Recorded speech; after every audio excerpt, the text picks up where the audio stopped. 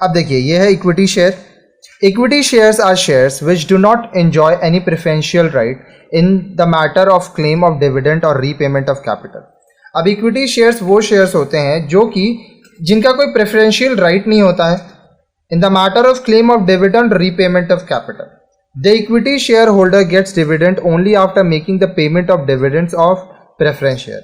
Equity share holder जो होते हैं उनको तभी डिविडेंड मिलता है जब वो डिविडेंड्स ऑन प्रेफरेंस शेयर का पेमेंट हो जाता है. उसके बाद there is no fix rate of dividend for equity share holder. Equity share holder को जो डिविडेंड मिलेगा, जो प्रॉफिट मिलेगा, उसका कोई फिक्स रेट नहीं होता है. The rate of dividend depends upon the surplus profit. अब कितना प्रॉफिट हुआ है उसके ऊपर डिपेंड करेगा कि उसको कितना रेट ऑफ डिविडेंड रिटर्न मिलेगा. In case there are good profits the company pays dividend to the equity share holders at higher rate.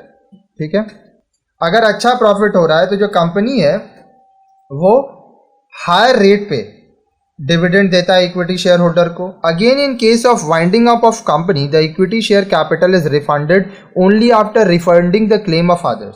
अब मान लीजिए कंपनी बंद होने वाला है तो जो इक्विटी शेयर कैपिटल है वो पैसा पहले बाकी सब पैसों को देने के बाद ही दिया जाता है.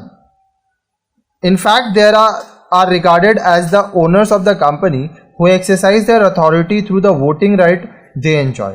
अब देखिए जो इक्विटी शेयर होल्डर्स होते हैं उनको ओनर्स ऑफ द कंपनी भी कहा जाता है जो कि अपना अथॉरिटी वोटिंग राइट से देते हैं.